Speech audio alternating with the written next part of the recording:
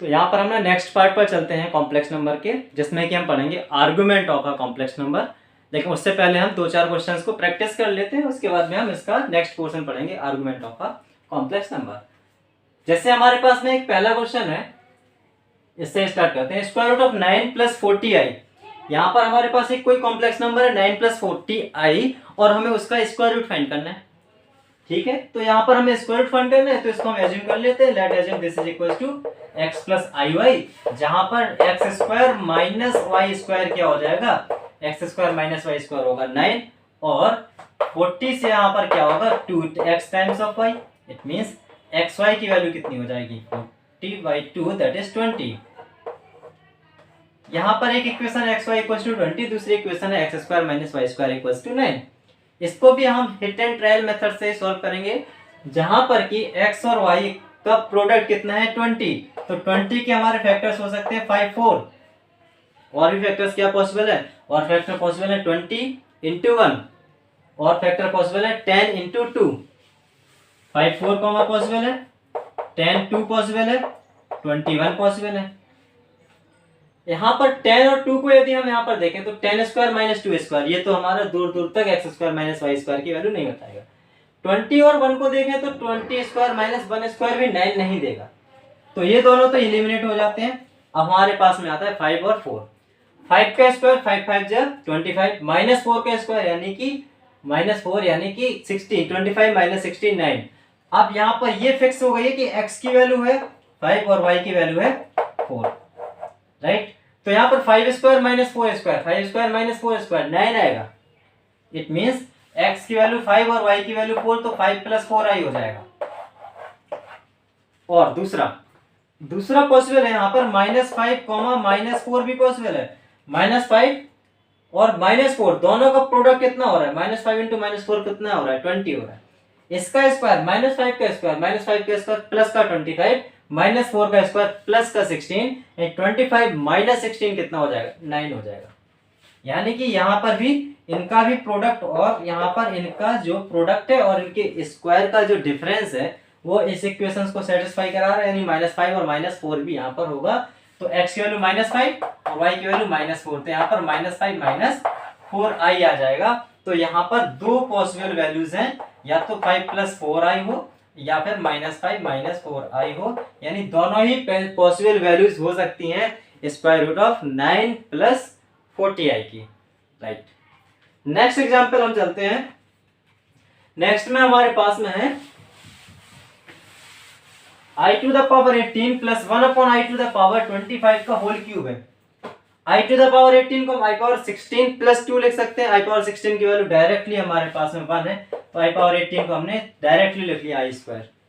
समझ में आ रहा होगा आप सभी को। i⁴ को हम लिख सकते हैं i⁴ 16 × i⁴2 और i⁴ को लिख सकते हैं 4⁴ i⁴ की वैल्यू होती है 1, तो यहाँ पर 1 × i², राइट। i² हो गया प्लस 1/i⁴25। i⁴ को भी हम लिख सकते हैं 24 × i, और i⁴ 4 × 6 होता है, तो यानी कि जहां पर 4 का मल्टीपल है उसकी वैल्यू कितनी हो जाएगी 1। तो यहाँ पर क्या आ रहा है i² + 1/i⁴ आ रहा है, राइट। इसको हमें जब सॉल्व करेंगे एग्जाम पर्पज से, तो हमें स्टेप बाय स्टेप सॉल्व करना होगा। i⁴ को लिखना होगा i⁴ 16 × i², i⁴ की वैल्यू 1 हो जाएगी × i² हो जाएगा। सिमिलरली यहाँ पर i⁴ को लिखेंगे i⁴ 24 × i, i⁴ की वैल्यू 1, यहाँ पर i, यानी i² + 1/i⁴ हो जाएगा।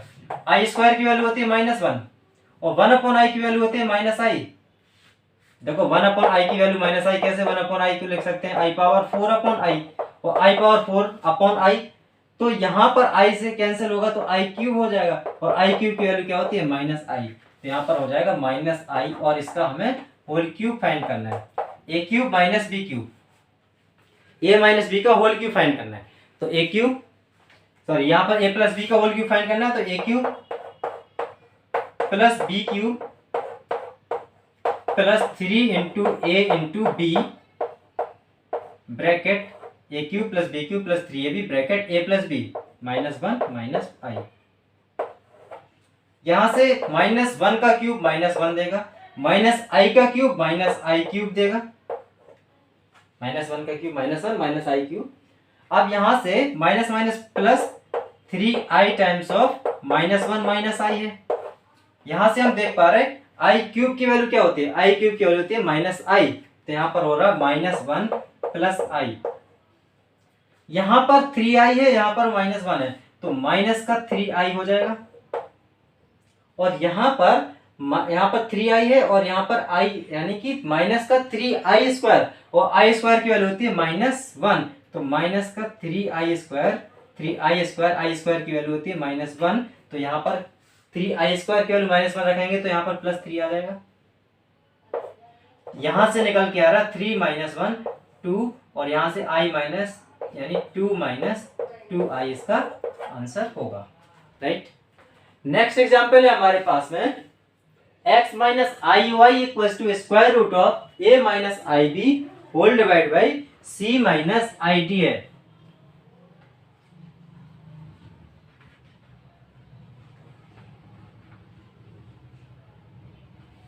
तो यहां हमें इसका वैल्यू फाइंड करना है कि x की वैल्यू क्या आ रही है और y की वैल्यू क्या आ रही है।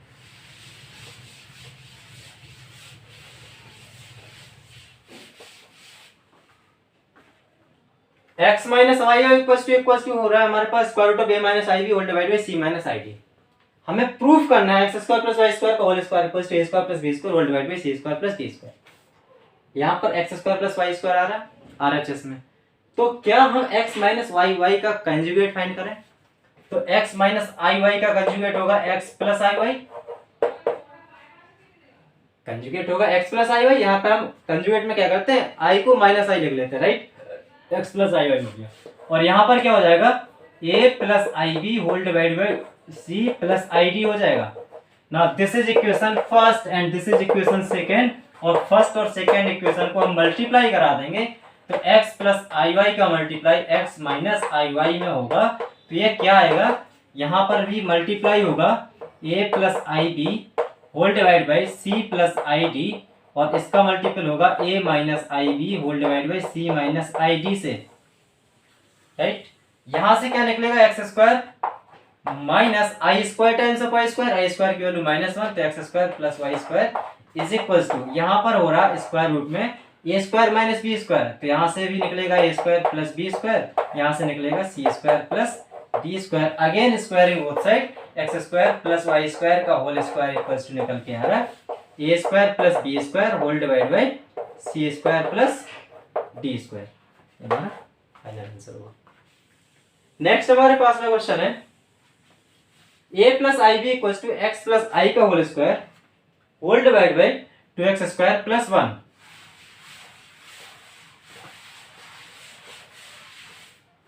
a plus i b equal to x plus i का whole square whole divide by 2x square plus 1। यहाँ पर भी हमसे वही पूछा गया a square plus b square, तो यहाँ पर यदि हम इसका भी कंजुगेट निकालें तो a minus i b equal to क्या हो जाएगा, x माइनस आई का होल स्क्वायर होल डिवाइडेड, यहाँ तो कोई आई है नहीं डिनोमिनेटर में, तो क्या होगा 2x स्क्वायर प्लस 1, ये इक्वेशन सेकेंड, और यहाँ पर ये इक्वेशन फर्स्ट हो गई।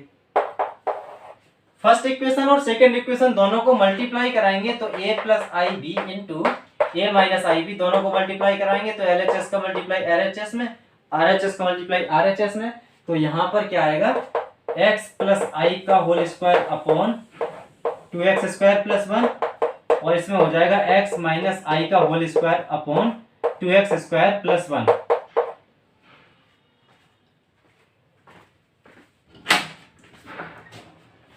नेक्स्ट हम यहां पर देखेंगे x प्लस आई का whole square x minus i का होल स्क्वायर, तो यहां से क्या आ रहा a square minus b square यानी i square times of b square, यहां पर आएगा a square plus b square equals to x plus i into x minus i, इसका होल स्क्वायर हो जाएगा होल डिवाइड बाई हो जाएगा 2x स्क्वायर प्लस 1 का होल स्क्वायर, राइट। तो यहां से निकल के आता है a square plus b square is equals to x plus i into x minus i, तो x square minus i square की वैल्यू फिर से हम क्या लिख सकते हैं -1, तो x स्क्वायर प्लस 1 का whole square whole divide by 2x square plus 1 का whole square, this will be equals to जो हमें प्रूफ करना था, राइट। नेक्स्ट एग्जांपल पर हम चलते हैं। Find the modulus of 1 plus i whole divide by 1 minus i, और वहां पर है minus times of 1 minus i whole divide by 1 plus i. तो अभी तक हमने पढ़ा हुआ कि मॉडुलस होता क्या था। मॉडुलस बेसिकली क्या हो रहा था, यहाँ पर डिस्टेंस हो रही थी, राइट। तो यहाँ पर पहले हम इसको ही सिंप्लीफाई करेंगे। 1 plus I upon 1 minus i है, माइनस टाइम्स है 1 माइनस आई अपॉन 1 प्लस आई है।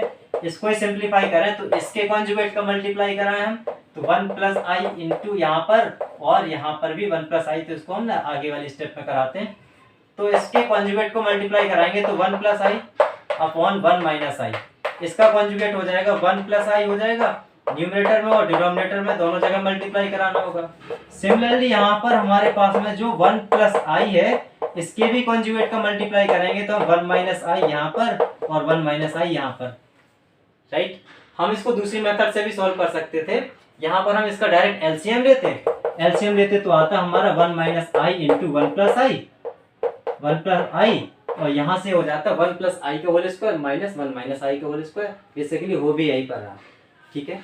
तो यहाँ पर हम देख पा रहे हैं a प्लस बी का होल स्क्वायर, तो a square plus b square plus 2ab whole divide by a square minus b square, यानी 1 माइनस आई स्क्वायर की वैल्यू -1, तो यहाँ पर 2 हो जाएगा।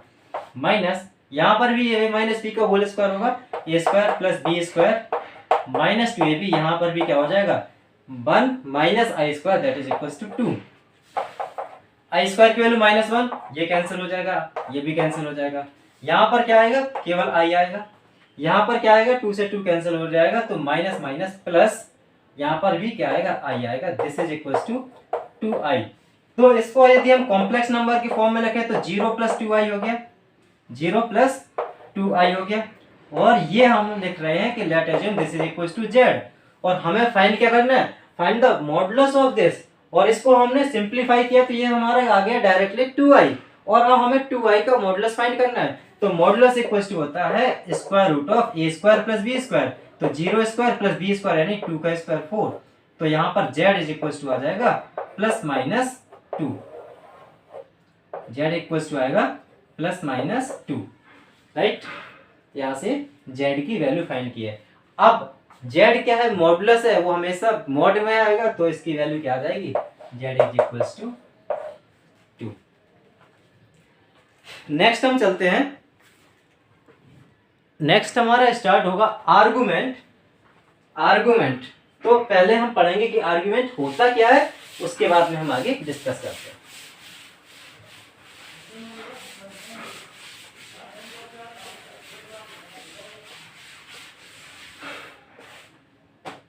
आर्गुमेंट की यदि हम बात करें, argument of a complex number. अभी हमने पढ़ा modulus of a complex number. Modulus हमारे किसी कॉम्प्लेक्स नंबर, यहाँ पर एक हम ना क्या कर रहे थे, आर्गेंट प्लेन देख रहे थे, जहां पर कि किसी एक कॉम्प्लेक्स नंबर को किसी एक पॉइंट पर रिप्रेजेंट कर रहे थे, और कार्टेशियन प्लेन में वही एज अ पॉइंट रिप्रेजेंट हो रहा था। यहाँ पर यदि हम देखें तो z इक्वल्स टू हम ले रहे थे a plus i b, right, और यहाँ पर हम पॉइंट p ले रहे थे, तो क्या हो रहा था a कॉमा b। तो यहाँ से ये डिस्टेंस हो जा रही थी b, और ये डिस्टेंस हो रही थी a, राइट, ये डिस्टेंस a हो रही थी, ये डिस्टेंस b हो रही थी। तो यहाँ से जो z निकल के आ रहा था, तो mod of z equals to आ रहा था square root of a square plus b square. This is the modulus, right. ये अभी हमने पिछले लेक्चर में कंप्लीट किया।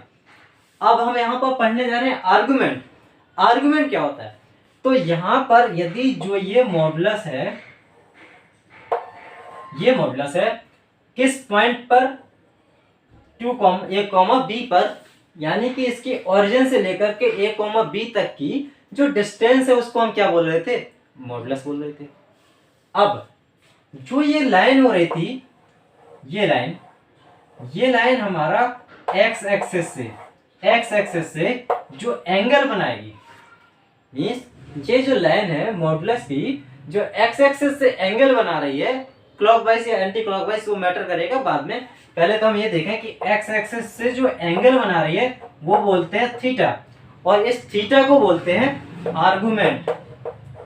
आर्गुमेंट। ये क्या होगा, z ऑफ थीटा, यानी कि जो ये जेड यानी कि जिस मॉडुलस यानी कि कॉम्प्लेक्स नंबर का जो एंगल हो रहा था किससे, एक्स एक्सिस से, तो उसको हम क्या बोल रहे थे, आर्गुमेंट बोल रहे थे। तो हम इस थीटा की बात कर लेते हैं। तो थीटा को हम यहाँ पर लिख सकते हैं tan theta is equal to b upon a.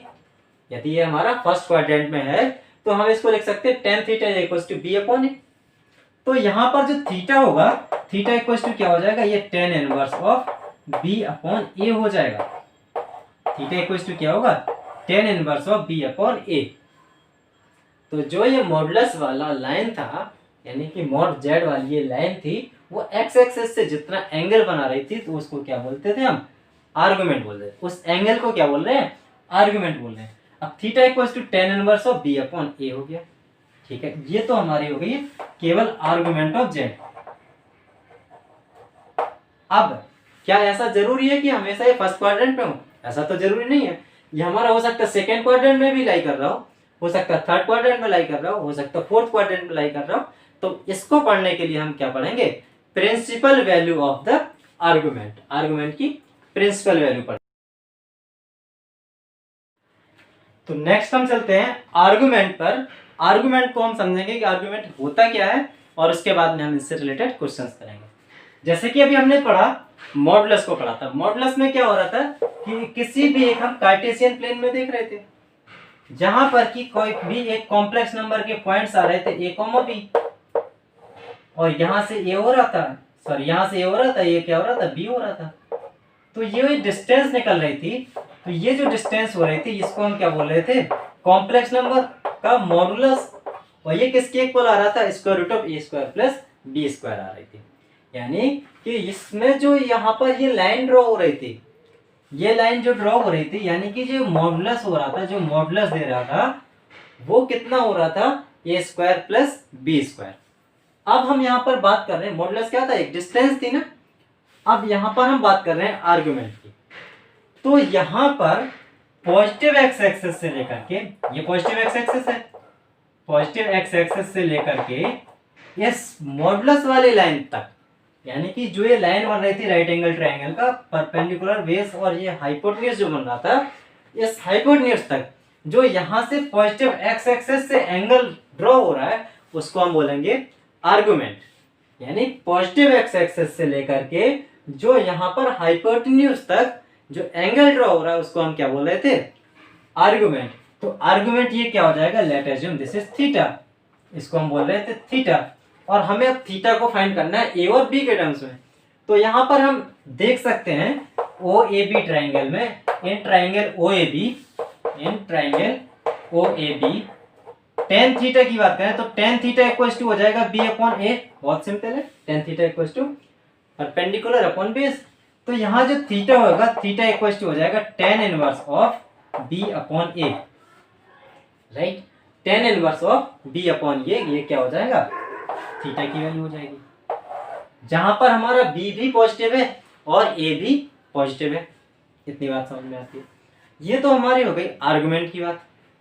यदि हम अब प्रिंसिपल वैल्यू की बात करें आर्गुमेंट में, principal value of argument, principal value of argument.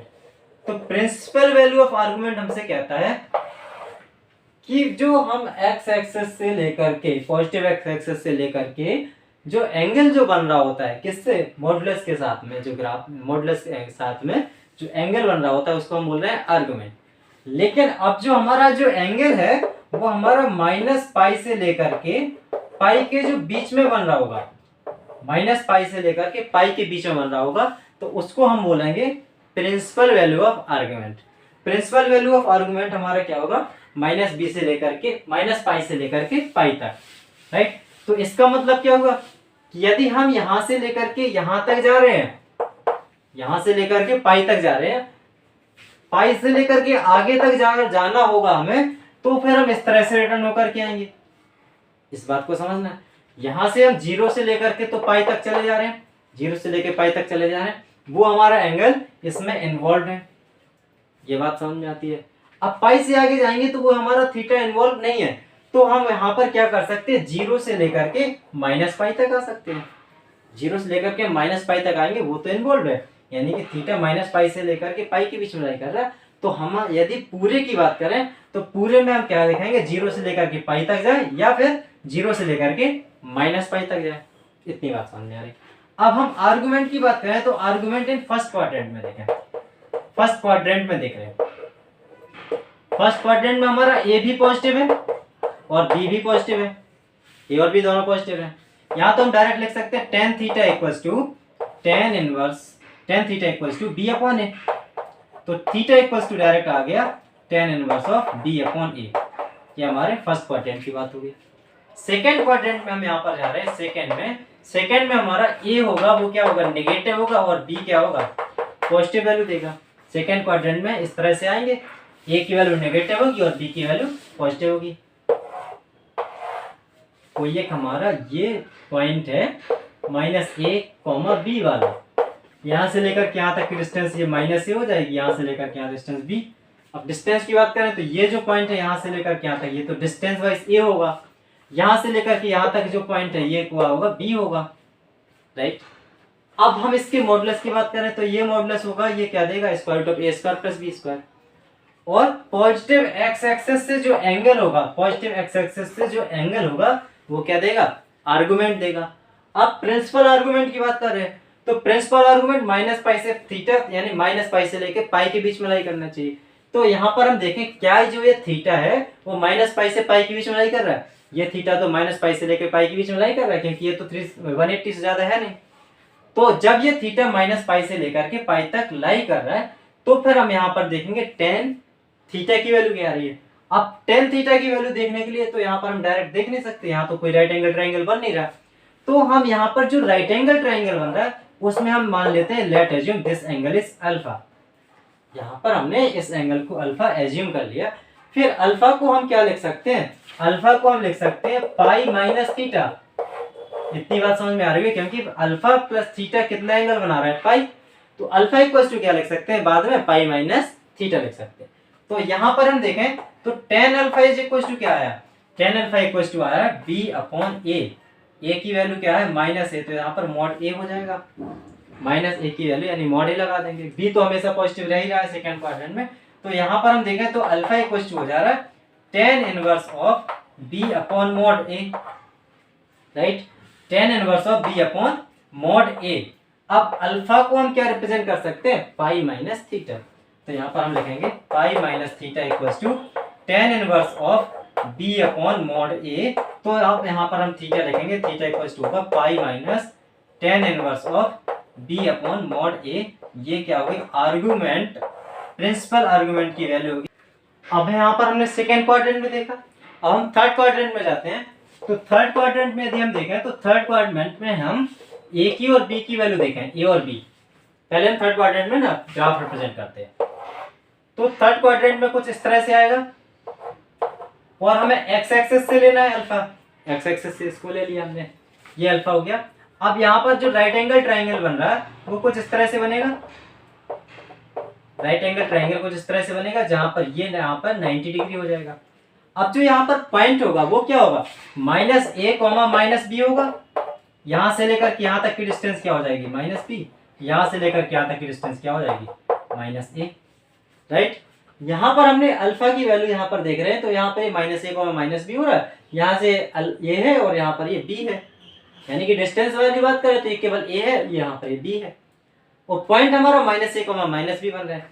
अब हम यहाँ पर आर्गुमेंट की बात करें तो tan अल्फा इक्वल टू क्या हो रहा है, b अपॉन ए। तो tan अल्फा इक्वल टू हो जाएगा b अपॉन ए। अब यहाँ पर दोनों नेगेटिव है तो यहाँ पर क्या लेंगे, मॉड के साथ में।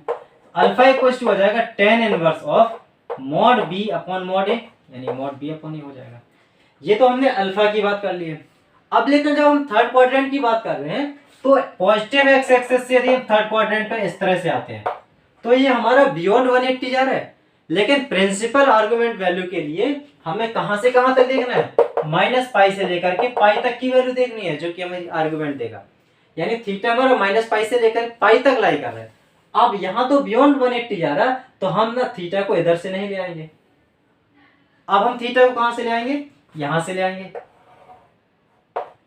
ये क्या होगा, यहां से यदि हम इस एंगल को देखें तो इसको हम क्या लिख सकते हैं, theta equals to theta equal to हम लिख सकते हैं minus pi plus alpha, minus pi plus alpha. देखते हैं theta equal to minus pi, यहां से लेकर के यहां तक जा रहा है माइनस पाई, और उसमें यदि अल्फा ऐड कर दे रहे हैं तो यहाँ पर माइनस पाई प्लस अल्फा, यानी ये वाला एंगल हमारा सब्ट्रैक्ट हो जाएगा, ये एंगल बचेगा, यही एंगल हमें देखना है माइनस पाई प्लस अल्फा।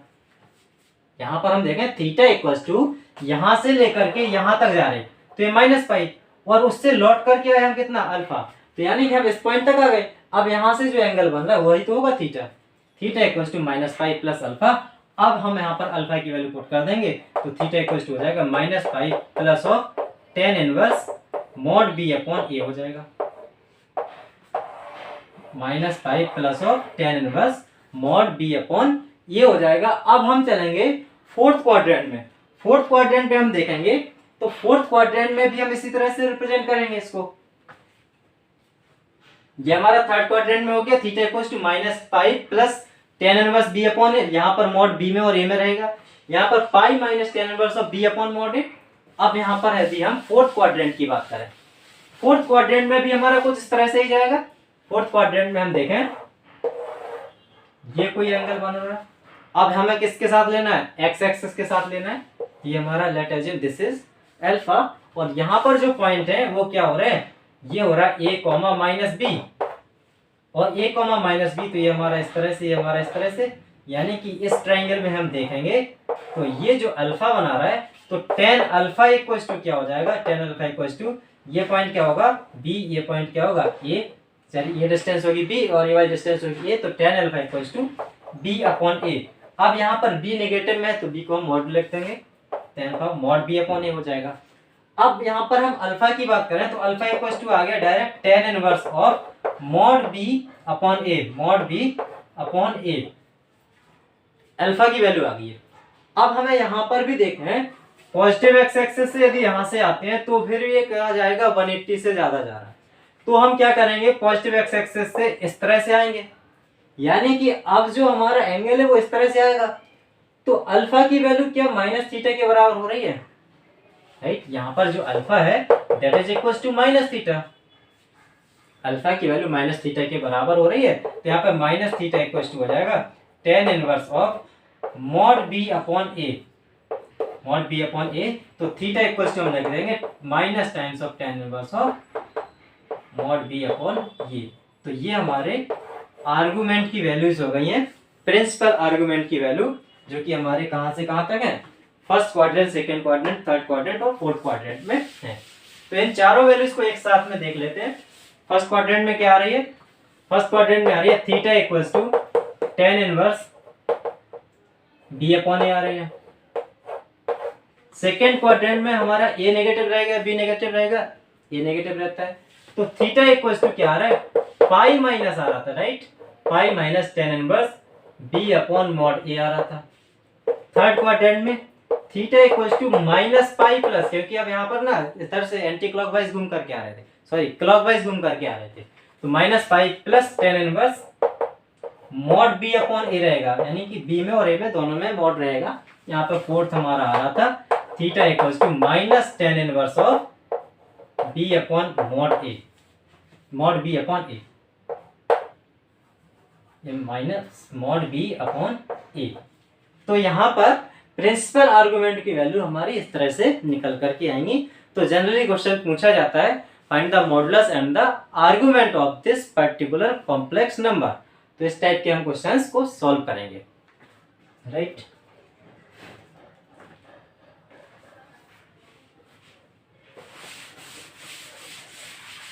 एक कोई एग्जांपल सॉल्व करते हैं। लेट अज्यूम वही एग्जांपल है माइनस वन प्लस आई है, इसका हमें मॉडुलस फाइंड करना है और इसका हमें आर्गुमेंट भी फाइंड करना है। माइनस वन प्लस आई यहाँ कॉम्प्लेक्स नंबर से डिसाइड हो रहा है कौन से क्वाड्रेंट में लाई कर रहा है, this lies in second quadrant, minus one plus I second quadrant में लाई कर रहा है। इसका यदि मॉडुलस की बात करें तो modulus of z equals to mod of a square plus b square, ये तो हमारा डायरेक्ट निकल के आएगा, माइनस वन का स्क्वायर वन प्लस आई, यानी आई का कोएफिशिएंट क्या है वन, यानी वन का स्क्वायर वन, ये क्या आ जाएगा मॉड ऑफ टू हो जाएगा। अब हमें बात करनी है इसमें आर्गुमेंट की। आर्गुमेंट, आर्गुमेंट कहाँ जा रहा है, थीटा, थीटा इक्वल्स टू कहाँ जा रहा है, सेकंड क्वाड्रेंट में।